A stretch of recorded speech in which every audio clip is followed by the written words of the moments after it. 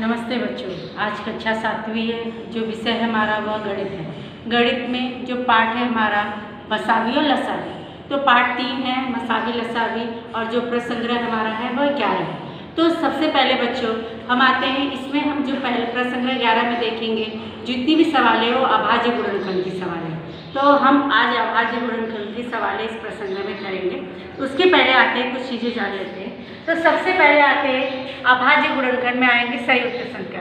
वे संख्याएं जिनका 2 से अधिक गुणनखंड होते हैं उन्हें संयुक्त संख्या या भाज्य संख्या कहते हैं। भाज्य संख्या आपने कक्षा 5 में पढ़े हैं, अर्थात जिसके 2 से अधिक विभाजक होते हैं उसे हम क्या कहते हैं, भाज्य संख्या है। उसी भाज्य संख्या को संयुक्त संख्या भी कहा जाता है। जब भी आप अभाज्य संख्या का गुणनखंड करेंगे तो अभाज्य गुणनखंड करेंगे तो उसमें भाज्य संख्याएं भी आएंगी, और अभाज्य गुणनखंड में हम भाज्य संख्याएं लिख सकते हैं।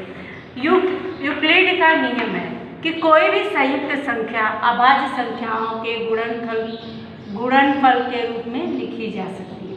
मतलब जो नियम है यूक्लिड का, उन्होंने कहा है कि कोई भी संयुक्त संख्या अभाज्य संख्याओं के गुणनफल के रूप में लिखी जा सकती है। तो उसी प्रकार हमने यहाँ पे एक उदाहरण दिया है। तो यहाँ पे देखिए 36 है,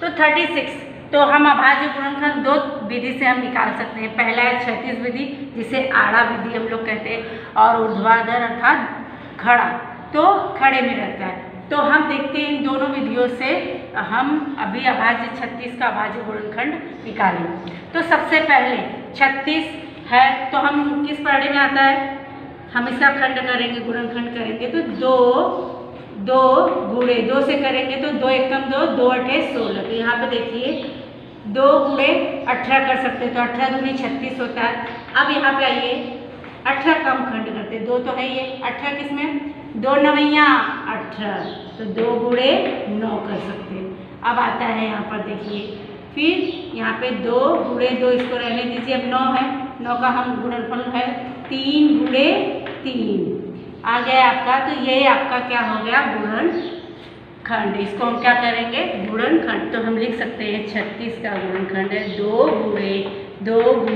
3 गुणे 3। जब वापस इसका गुणा करोगे तो वापस आपको 36 ही मिलेगा। जैसे यहाँ पे देखिए 2 दूनी 4, 4 त्याई 12, 12 त्याई 36, 12 एकम 12, 12 दूनी 24, 12 त्याई 36। तो इस प्रकार ये 36 विधि से हमने गुणनखंड निकाला। अब आते हैं ऊर्ध्वाधर विधि से। देखिए ऊर्ध्वाधर विधि में ऐसे खड़ा रहेगा, यहाँ पे देखिए 36 है, तो 2। आप सबसे पहले याद रखिए विभाज्यता की कसौटी आप 5वीं में पढ़े हैं। इकाई के स्थान पे 0, 2, 4, 6, 8 इनमें से कोई भी अंक अगर आता है तो हम किससे भाग देते हैं, 2 से। आपको ज़्यादा सोचने की ज़रूरत नहीं है, तो हम किससे भाग देंगे, 2 से। तो आपको आसानी रहेगी, आपको विभाज्यता की कसौटी आती है तो अभाज्य गुणनखंड करने में आपको आसानी रहेगी। तो हम यहाँ पे 2 लिखेंगे, अर्थात 36 में 2 से पूरी तरह से भाग जाएंगे। तो 3 है, तो 2 एकम 2, 3 में से 2 गया, 1 बचा, इधर का 6, तो 16, 2 अठे 16। फिर यहाँ पे आइए, फिर आते हैं यहाँ पर देखिए 18 है, तो फिर 2 से, इकाई के स्थान पे 8 है तो 2 से जाएगा, 2 नवा 18। अब देखिए यहाँ पे क्या आ गया, 3 आ गया, सॉरी 9 आ गया, 9। तो 9 की विभाज्यता की कसौटी क्या थी बच्चों, जब जो संख्या अगर दी गई है, अगर उसको जोड़ने पर या वह संख्या 3 के पढ़ने में आती है तो 3 से भाग जाता है। तो ये 9 3 के पढ़ने में आता है तो हम 3 से लेके जाएंगे, 3 त्रिका 9, फिर यहाँ पे फिर 3 है तो 3 एकम 3। तो आपने यहाँ पर देखिए ऊर्ध्वाधर विधि से भी जब हमने इसका अभाज्य गुणनखंड किया तो 2 गुणे 2 गुणे 3 गुणे 3, अर्थात इसके उत्तर में कोई भी अंतर नहीं आया। तो आपके पास 2 विधियाँ हैं। तो हम मोस्टली जो ऊर्ध्वाधर विधि होती है वह करने में बच्चों को आसानी रहती है। तो हम जितनी भी सवालें हैं हम ऊर्ध्वाधर विधि का उपयोग करके करेंगे इस प्रसंग्रह की। तो ये 2 तरीका होता है, आपको जो तरीका इसमें से 2 अर्थात जो विधि आपको अच्छी लगे उस विधि का उपयोग करके आप प्रसंग्रह की सवाल कर सकते हैं। तो यहाँ पर मैं ऊर्ध्वाधर विधि का उपयोग करूँगी। तो आते हैं ऊर्ध्वाधर विधि का उपयोग करते हुए प्रसंग्रह 11 के जितने भी अभाज्य गुणनखंड है उनको करते हैं। यहाँ पर जैसे पहला जो प्रश्न है वो 32 है, अंक संख्या क्या दी गई है, 32।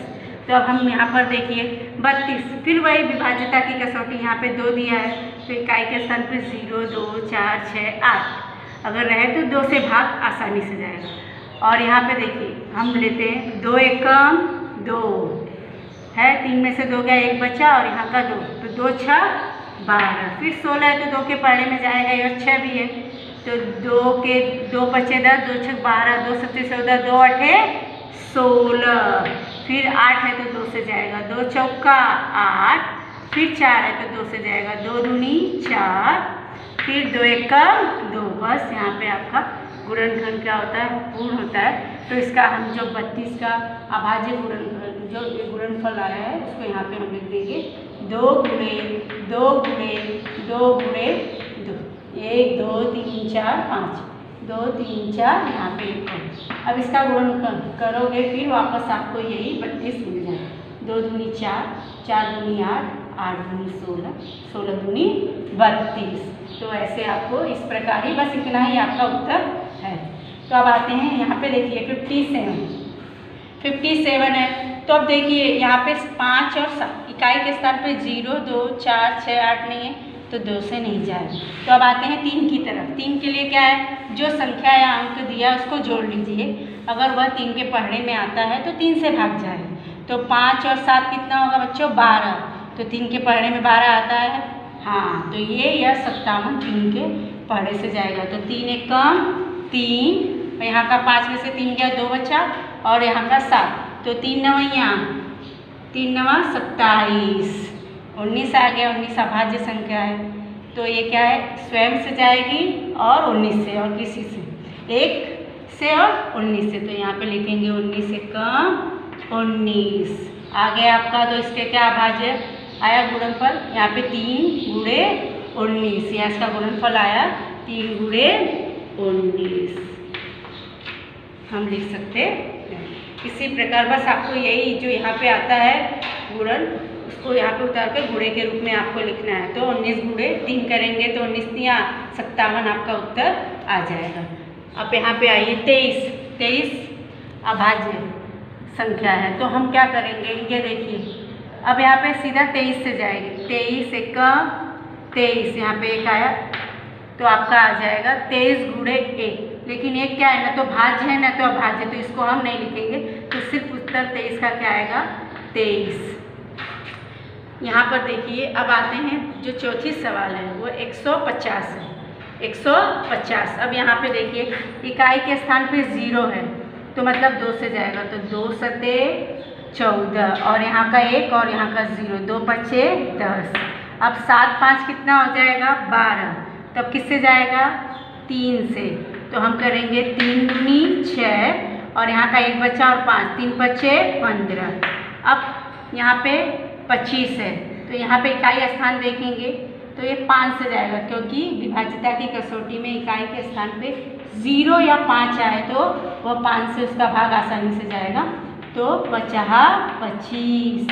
फिर हम आते हैं 5 एकम 5। देखिए यहाँ पे गया 2, 2 सत्ते 14, फिर 2 पचे 10, फिर 3 दूनी 6, 3 पचे 15, फिर 5 यहाँ 25, फिर 5 एकम 5। तो इस प्रकार हमारी क्या होगी, ये सवाल हो गई। अब यहाँ पे हम इसका गुणनफल लिख देंगे 2 गुणे 3 गुणे 5 गुणे 5। अब इसका गुणा करेंगे तो कितना आएगा 150। यहाँ पे देखिए 2 तिहाई 6, 6 पचे 30, 30 पचे 150, आपका उत्तर आ जाएगा।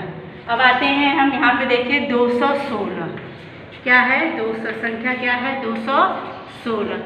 फिर यहाँ पे देखिए इकाई के स्थान पे 6 है तो 2 से जाएगा, यहाँ पे हम करेंगे 2 एकम 2। अब 2 एकम 2 हो गया यहाँ पे, और तुरंत हम दूसरी संख्या लेने के लिए यहाँ पे क्या करेंगे 0 लगाएंगे, तो 2 8 16, 1 उतारा फिर 6, तो 2 8 16। अगर 0 आप नहीं लेंगे तो आपका गलत हो जाएगा, तो इसीलिए आप 0 का ध्यान रखिए। 1 को उतारा फिर तुरंत दूसरी संख्या लेना है तो हमें 0 लगाना पड़ेगा, भाग की तरह ही नियम है यहाँ पे। 2 एकम 2, फिर 0, फिर 2 8 16, फिर 8 है तो 2 से जाएगा, 2 बचे 10, 2 चौका 8, फिर 4 आया तो 2 से, 2 दूनी 4, 2 सत्ते 14, फिर देखिए 7 और 2, 9 आ रहा है तो 3 से जाएगा, जोड़ने पर 9 आया तो 3 से, 3 के पहाड़े में आएगा, 3 9 27, फिर 9 है तो 3 त्रिका 9, फिर 3 एकम 3। तो इस प्रकार हमने 216 का गुणनखंड कर दिया। अब यहाँ पे इसी को आपको सीधा इस साइड का उतार के यहाँ पे लिखना। देखिए 1 2 3, 3 2 1 2 3, फिर 3 बार 3। जब आप इसका करेंगे तो आपको गुणनफल करेंगे तो फिर गुणा कर देंगे तो फिर आपको 216 ही मिल जाए। 2 दूनी 4, 4 दूनी 8, 8 के 8 अंक 16, 8 24, 24 नहीं ऐसे करें, फिर आपका आ जाएगा 216। गुणा करिए आपको 216 पूरा मिल जाएगा। यहाँ पे देखिए अब फिर आता है एक संख्या कौन सी है, छठवीं, 208। अब इकाई के स्थान पे देखिए, इकाई के स्थान पे है 200, इकाई के स्थान पे 8 है तो 2 से जाएगा। फिर यहाँ पे 2 एकम 2, 0 है तो 0 बार, 2 चौका 8, भाग देना आता है तो आप आसानी से कर सकते। 2 पचे 10, 2 दूनी 4, फिर 2 सते 14, सॉरी 2 दूनी 4, फिर एक बचा यहाँ का और 2, 12 हो जाएगा, 2 6 12, फिर 2 से दीजिए, 2 एकम 2, 2 तिहाई 6, फिर यहाँ पे 13, 13 एकम 13। तो इसका हमें गुणनफल मिल गया। यहाँ पे इसको यहाँ पे रख देंगे, लिख देंगे 2 गुणे 2 गुणे 2 गुणे 2 गुणे 13। ये आपका क्या हो जाएगा उत्तर, 1 2 3 4, 4 बार 2 है और फिर 13। तो इस प्रकार हम निकाल सकते हैं अभाज्य गुणनखंड। अब आते हैं यहाँ पर देखिए 765, जो अगला प्रश्न में संख्या है 765। अब यहाँ पे देखिए 0 2 4 6 8 में तो 2 से नहीं जाएगा, तो अब देखेंगे क्या ये 3 से जाता है। 7 और 6 कितना हुआ, 13, 13 और 5 18, 18 3 के पहाड़े में आता है, मतलब इस संख्या में 3 से भाग जाएगा। फिर 3 दूनी 6, इसका एक बचा इधर 6, तो क्या आएगा 16, 3 पचे 15, 3 पचे 15, फिर 16 में से 15 गया, एक बचा, फिर यहाँ पे 5 है, फिर 15 तो 3 पचे 15, आपका आ गया 255। अब फिर इसको जोड़ेंगे तो 12 आएगा, फिर 3 से जाएगा, 3 अठे 24, 25 में से 24 गया एक और 5, तो 3 पचे 15। अब देखिए यहाँ पे कितना आ रहा है, 8 और 5 13, तो नहीं जाएगा, 4 से भी नहीं जाएगा, सीधा हम आएंगे 5। इकाई के स्थान पे 0 या 5, तो 5 है तो 5 से जाएगा, 5 एकम 5, 5 50 25, 5 36, 5 सते 35, तो यहाँ पे आएगा 17 एकम 17। तो हम सीधा 17 अभाज्य संख्या है तो इसीलिए 1 से जाएगा और खुद के पढ़े तो 17 एकम 17। तो इस प्रकार हमें 765 का अभाज्य गुणनखंड मिल गया। यहाँ पे देखिए 3 गुणे 3 गुणे 5 गुणे 17, तो ये जो आया है आपका, इसे गुणनफल के रूप में हम वह संख्या अंक लिख देंगे। अब इसको गुणा करने पर वापस 765 ही आएगा, तब आपका उत्तर सही है। यहाँ पर ध्यान दीजिए, अब 8वां जो प्रश्न है वह है 342, तो वह संख्या है 342 की। तो यहाँ पर देखिए इकाई के स्थान पे क्या है, 2 है तो 2 से जाएगा, तो 3 यहाँ पे 2, 2 एकम 2, 3 में से 2 गया 1 और 4 है तो 14, 2 सते 14, फिर 2 एकम 2, फिर यहाँ पे देखिए 7 1 8 और 1 9, यहाँ पे 0 2 4 6 8 नहीं तो 2 से जाएगा नहीं। अब आते हैं 3 की तरफ, इसको जोड़ने पर क्या आ रहा है, 9 आ रहा है, 1 7 8 और 1 9, तो यहाँ पे 3 से जाएगा। फिर देखिए 3 पचे 15, 3 छक 18 ज़्यादा हो जा रहा है, तो हम क्या करेंगे 3 पचे 15, 17 में से 15 गया 2 बचा और यहाँ पे 3 सत्ते 21, अब आता है 17, तो देखिए 7 5 12, तो फिर 3 से जाएगा, 3 एकम 3, 3 9 27, फिर 19, अभाज्य संख्या है तो 19 एकम 19। तो इसका जो गुणनखंड है यहाँ पे लिख दीजिए गुणनफल के रूप में 2 गुणे 3 गुणे 3 गुणे 19। अब आते हैं हमारी जो 9वीं सवाल है, यहाँ पर देखिए 9वीं है, यहाँ पे 7 14 और क्या है 14 15 16 17, तो ये किससे जाएगी, आपको पता है ये किससे जाने वाली है संख्या, 3 7, यहाँ पे देखिए 14 15 16, इकाई के स्थान पे 0 2 4 6 8 है नहीं, हाँ, तो फिर उसके बाद देखिए 4 से 3 से जाएगी क्या, 14, 15, 17 आ रहा है, नहीं। फिर 0, 5 भी नहीं है, 4 से भी नहीं जाएगी। हम आते हैं 13 के पढ़े में आते हैं 13। देखिए 13 के 13, 13 दूनी 26, 13 त्या 39, तो ज़्यादा हो जा रहा है 39, तो 13 दूनी 26 करेंगे हम, 13 दूनी 26। फिर यहाँ पे देखिए 26 जब गया है, 37 में से हम 26 निकालते हैं तो कितना बचता है, 7 में से 6 गया 1, 3 में से 2 गया 1, कितना 11 बचा।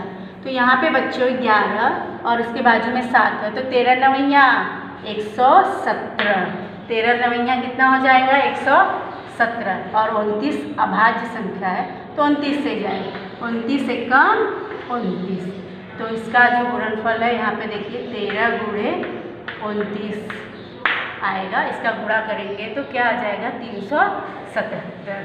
अब आते हैं 559, 559। अब यहाँ पे संख्या है 10वीं 559। तो यहाँ पर हम करेंगे, यहाँ पर देखिए 5, 5, 10, 19, यहाँ पे भी वही सेम सिचुएशन है। इकाई के स्थान पे 0, 2, 4, 6, 8 नहीं है तो 2 से नहीं जाएगा।